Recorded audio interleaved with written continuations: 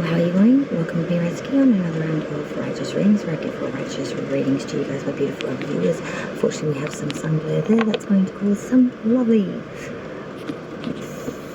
very unsuitable crap for us, but that's okay, we'll try and work it on.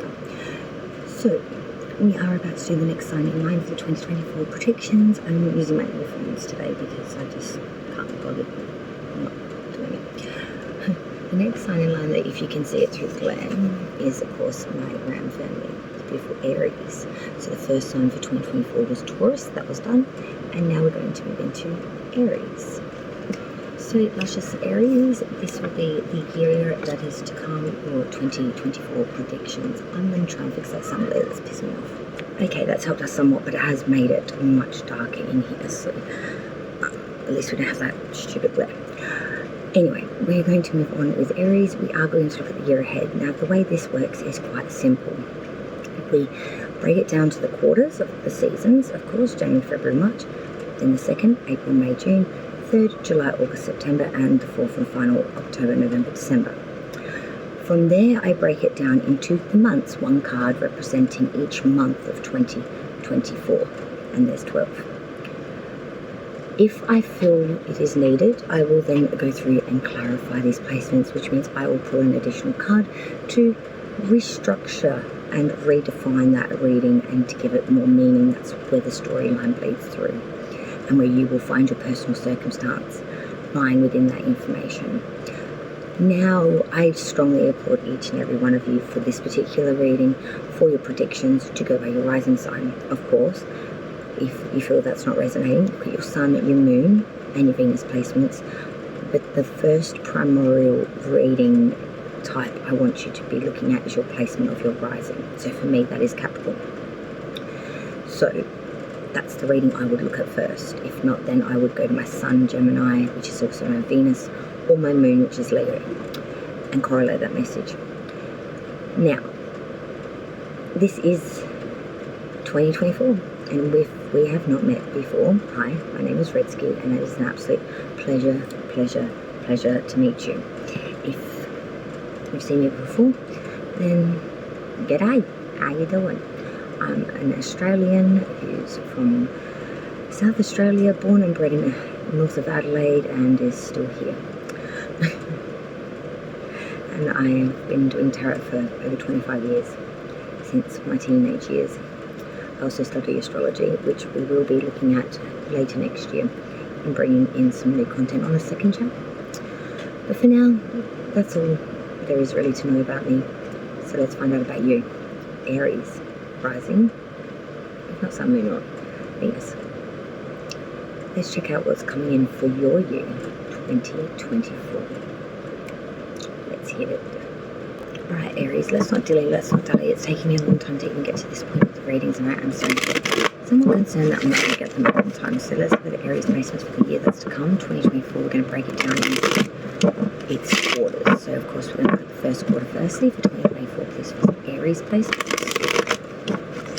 Rising, Sun, Moon, Venus if you choose to.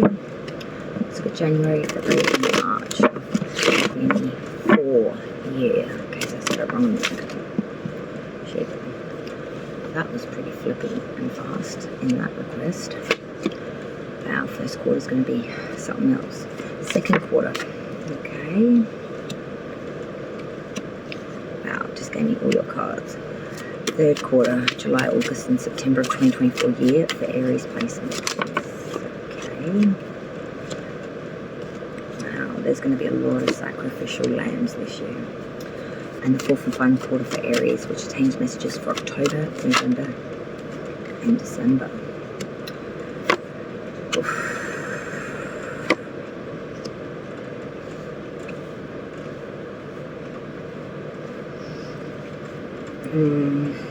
Oh, wow.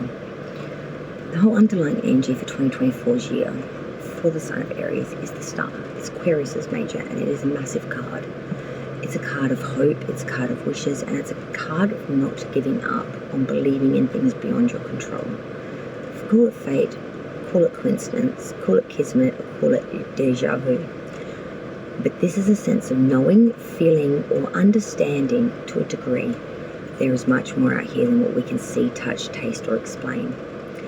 There's a sense of real looking to the heavens, asking questions, wanting answers, or needing reassurance during this time that you are not alone, or that you are understood, or that you're being heard.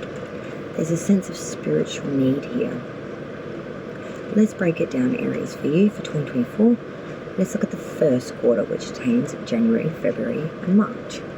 January, starting off the year, kick of a bang with the Knight of Cups.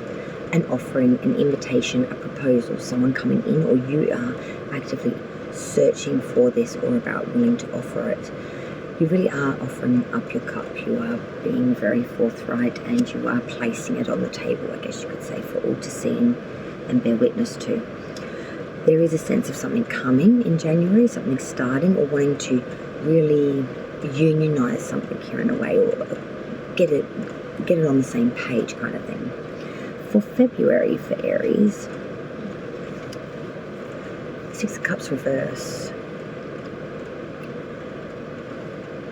There is a real sense here of things from the past, of things that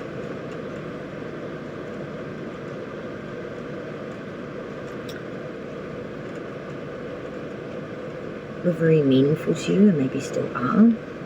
You're trying to bring them into the forefront a little bit. There's a deep sense of emotional attachment here, and there's some sort of longing to bring it into the here and now. But in March, I feel like something goes bust. The Two of Swords reverse. There was a decision or a fork in the road up to this point that needed a decision to be made, and I think you may have overlooked it, maybe not seen it, or didn't want to make the decision at the time. Because of this, I feel like there could be some friction, or there could be some mental anguish to go through because of it in March. Second quarter now, obtaining messages for April, May, and June. Happy birthday as we travel through the birthday month of Aries. With April, the Ace of Swords, the fresh new start of intellectual inspiration and force. Real triumphant force here, pushing through, pulling the sword, going forward in a real sense of championization. As we skittle into May, however, luck may not be so blessed to you, because in May, Aries, we have the Wheel of Fortune reverse, which contains messages for bad odds, bad sequence, but more importantly, bad luck, and just things not coming in right. It's like God has forsaken you a little bit, you feel. In June, rounding out this quarter, is the Ten of Cups reverse. This is realizing that the people you reside with, care for most, and maybe hold home or homage with, you love them, but you don't always get along with them. And there may be a sense in June of not exactly seeing eye to eye, in fact being at quite a distance, quite a different perspective. Third quarter now, obtaining messages for July, August and September. July is the Nine of Swords. Now this is feeling very imprisoned, boxed in, especially mentally, feeling very anguished, feeling like there's no way out, having a lot of worries, a lot of fears, not sleeping well, feeling caged. August, Seven of Coins reverse. A sense of monetary profit, gains or savings, either dwindling, not having the income there that should be, or something's been missing or overspent. September is another major arcana. It is the Fool.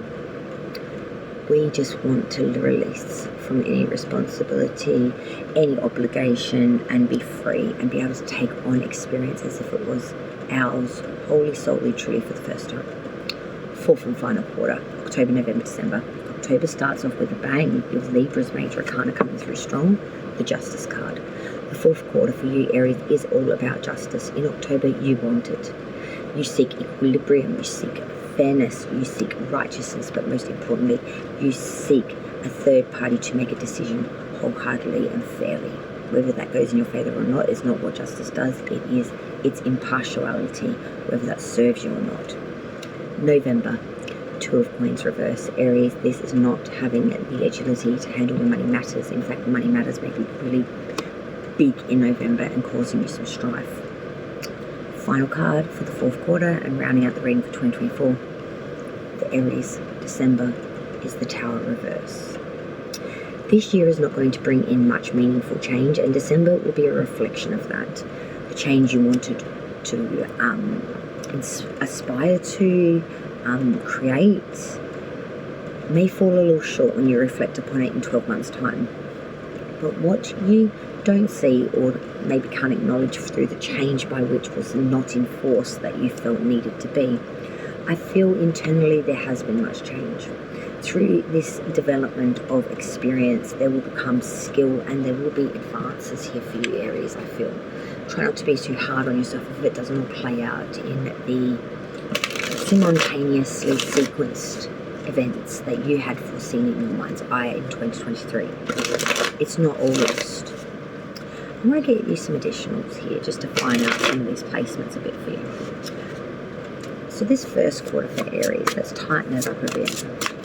That Knight of Cups, Six of Cups reverse with the Two of Swords.